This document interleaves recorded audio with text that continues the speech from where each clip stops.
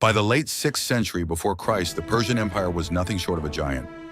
Its borders stretched from the distant Aegean Sea all the way to the Indus River, and from the deserts of Upper Egypt up to the shores of the Aral Sea. To most people of that time, it seemed unstoppable, an empire without limits. But in the year 499 BC, the first cracks appeared.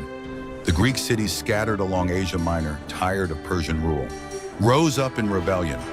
It was Aristagoras, the tyrant of Miletus, who pushed them to act. Under his leadership, the rebels launched a daring strike, invading Sardis, the capital of the local Persian satrapy, and setting fire to its sacred temples. This was more than just an act of war.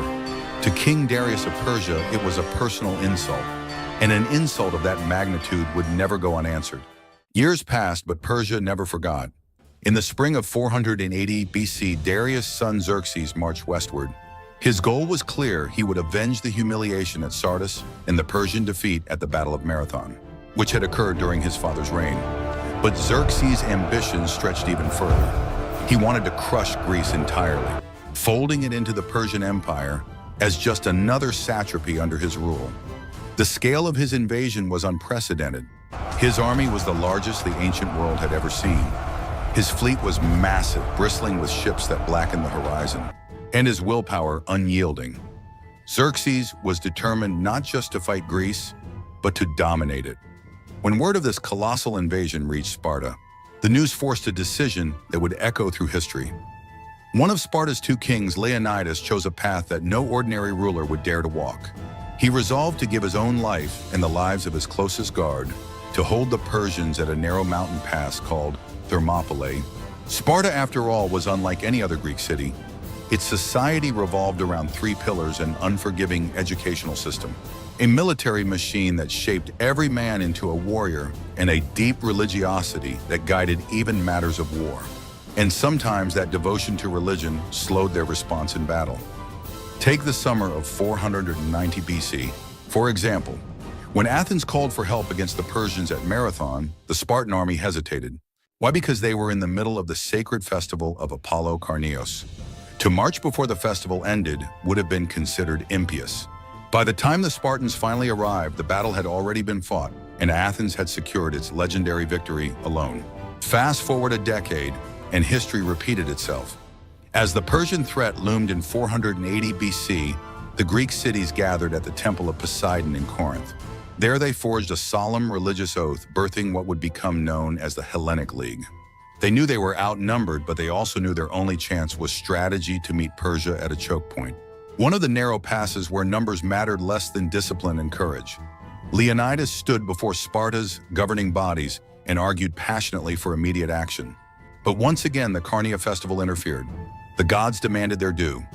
In the end, Leonidas was granted only a small exception. He could take his personal royal guard, just 300 Spartans, to Thermopylae.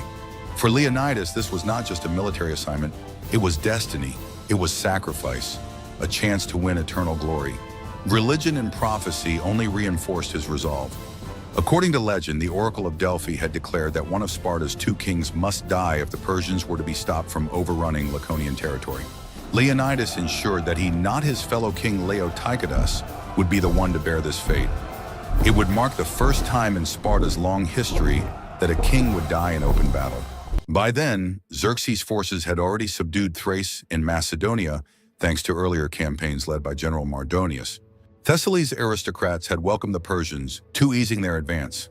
The next natural barrier was Thermopylae, at the southern tip of Thessaly.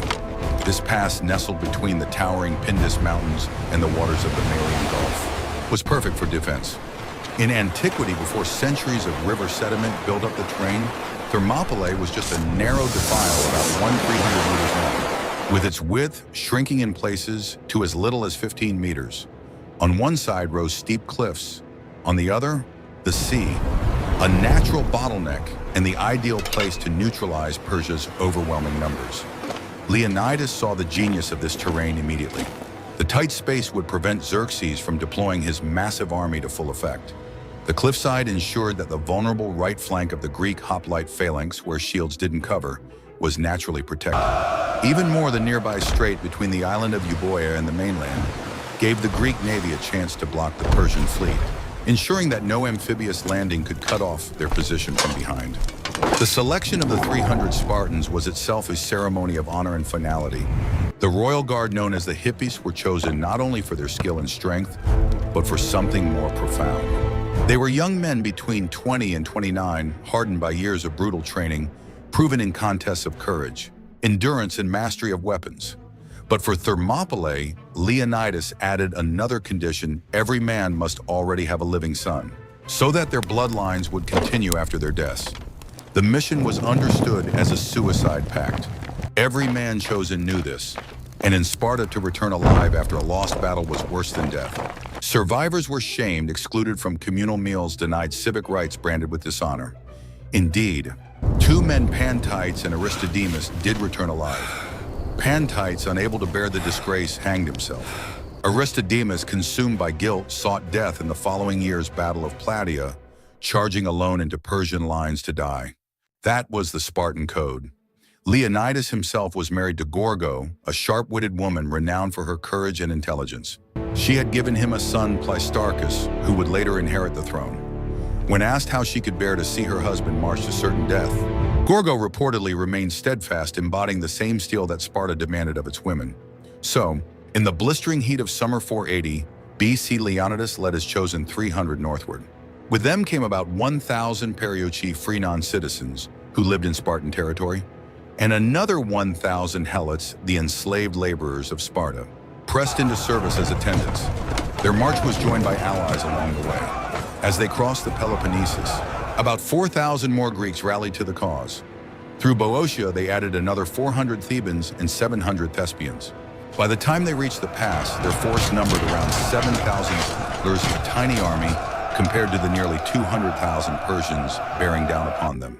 Still, they fortified their position. At Thermopylae stood the remains of an old Phocian wall, which they repaired and strengthened. Then they waited. Nature itself lent them a brief reprieve. A storm off Magnesia wrecked part of Xerxes' fleet, buying the Greeks a few days, but eventually the moment came. Xerxes sent a message to Leonidas demanding surrender, hand over your weapons. Leonidas' reply was brief, unyielding, and immortal. Come and take them. And so began one of the most legendary battles in human history. The first day of battle dawned, and with it came the roar of Persia's massive army pressing forward into the narrow defile of Thermopylae. Xerxes expected his sheer numbers to overwhelm the defenders quickly. After all, what were 7,000 men compared to the might of the empire? But the Greeks had prepared for this exact moment. Their phalanx rows of hoplite shields, locked tight spears jutting outward, like the teeth of a deadly beast, was designed for narrow terrain like this. And here in the mountain pass, the Persians would discover that numbers meant nothing against discipline and steel. Xerxes sent in his first wave, the Medes and the Scythians. They charged headlong into the wall of shields, their arrows darkening the sky, their war cries echoing off the cliffs. But the Spartans and their allies did not break. They moved as one, a living wall of bronze and wood. Each thrust of their longer spears skewered enemy after enemy. Each step they took was measured, coordinated, unyielding. The battle raged and the Persians fell in heaps. Herodotus tells us that as fast as one wave of soldiers was cut down, another was sent to replace them. Yet the Greek lines held firm, and for hours the Persians gained nothing but losses. It was a humbling sight for Xerxes himself, who watched from a throne placed on a nearby hill. He had believed his men would trample the defenders within moments. Instead, he saw wave after wave of his soldiers beaten back by a much smaller force. The lesson was brutal, though Persia had many soldiers. Few were true warriors. Frustrated Xerxes decided it was time to unleash his elite, the Immortals, his personal guard of 10,000 hand-picked men. These soldiers were famed throughout the empire, trained to fight with deadly precision and believed to be invincible. If anyone could break through the Greeks, it would be them. But even the Immortals faltered. Their shorter spears could not match the reach of the Greek dory. Their lighter shields gave them little defense against the crushing push of the phalanx. Time and again they were driven back, suffering the same fate as the common troops before them. By the end of the first day, Persian pride had taken a heavy blow. Thousands of their best troops lay dead while the Greeks remained largely unscathed. The second day began much the same. Xerxes ordered new assaults determined to crush the defenders by sheer persistence. Once more, the narrow pass turned the Persians' numbers against them. They could not bring their full force to bear in the confined space. The Greeks rotated their lines, allowing tired men to rest while fresh soldiers stepped forward. This simple tactic meant they could fight for hours without breaking. At sea, meanwhile, the Persian navy attempted to maneuver around the Greek position. If they could land troops behind Thermopylae, they would trap the defenders in a deadly pincer. But here too, fate turned against them. Still recovering from the storm that had already destroyed part of their fleet, the Persian ships faced the Greek triremes at Cape Artemisium. The naval battle ended without a decisive victor. But crucially, the Persians failed to outflank the land forces. For Xerxes, this was unacceptable. His mighty empire was being mocked by a ragtag coalition of Greek city-states. But as he prepared for yet another day of grinding assaults, fortune offered him an escape. A local man from Malice named Ephialtes approached the Persians with a secret. He revealed the existence of a hidden mountain trail, the Anapaia path, which wound behind the Greek position. By taking this route, the Persians could bypass the pass entirely and fall upon the defenders from the rear. It was an act of betrayal that would stain Ephialtes' name for centuries. When Leonidas learned of the Persians' maneuver, he understood the gravity of the situation instantly. The pass would soon be surrounded. The Greeks were doomed. And here Leonidas made one of the most noble decisions in history. He would not force his allies into certain death. According to the accounts most accepted by historians, Leonidas dismissed the majority of the Greek army, sending them home to defend their own cities later. Only those willing to embrace the inevitable remained behind. The Spartans, of course, stayed. For them, retreat was unthinkable. The code of honor drilled into them since childhood demanded they fight to the last breath. Alongside them chose to remain the Thespians, who volunteered to share in the sacrifice, and the Thebans, though their loyalty is debated by historians. Also present were the Perioeci Helot attendants and a small band of Phocians, tasked with guarding the mountain path, though they were quickly brushed aside when the Persians advanced through it. Dawn of the third day arrived. The Greeks now faced enemies on both sides. They knew death was certain, but if they were to die, they would die fighting. Herodotus describes their valor in almost poetic terms. With reckless fury, they hurled themselves at the Persians, determined to inflict as much damage as possible before the end. Many had already broken their spears, but they fought on with swords, with daggers, even with their bare hands. Somewhere in the chaos, Leonidas himself fell. His death sparked an even more desperate struggle. The Greeks fought savagely to reclaim his body, driving back the Persians again and again. 4 times they succeeded, but eventually the overwhelming tide closed in. Leonidas's men were cut down to the last. When it was over, Xerxes descended from his throne and walked among the bodies. His rage was so great that he ordered Leonidas' head to be severed and mounted on a stake, a rare act of desecration for the Persians, who usually honored brave foes. And yet, even in death, Leonidas and his 300 had achieved the impossible. In 3 days, they had killed more than 20,000 Persian soldiers, including some of the empire's most elite troops. They had shattered the illusion of Persian invincibility. They had shown Greece and the world that courage and discipline could defy even the mightiest empire. In the days that followed, the rest of Greece rallied. The naval victory at Salamis, fought just weeks later, owed its success to the inspiration drawn from Thermopylae. And a year after that at Plataea, the united Greeks finally drove the Persians from their homeland. Thermopylae had been a defeat, yes, but it was also a spark, a story of sacrifice so powerful that it turned despair into resolve, and weakness into strength. Even in ancient times, the memory of the battle was preserved. Leonidas' body was later recovered and buried with honor. Over his tomb in Sparta, a stone stele bore the names of him and his 300 warriors. Near the Acropolis, the Leonidion was built as a sanctuary, and annual rituals were held to honor him as a hero touched by the divine. The message of Thermopylae echoed across the centuries: freedom demanded sacrifice, and some fights were worth dying for. In the days after Thermopylae, the battlefield told a haunting story. Piles of Persian dead littered the narrow pass, a silent reminder that courage could cut deeper than any sword. The Greeks who survived those Leonidas had dismissed carried the tale home, spreading word of the sacrifice made by the king of Sparta and his chosen warriors. For the Persians, victory at Thermopylae was hollow. Yes, they had taken the pass, but at a terrible cost.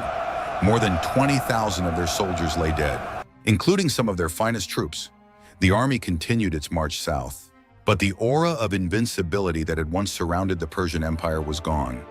When the news reached Athens, the city was evacuated.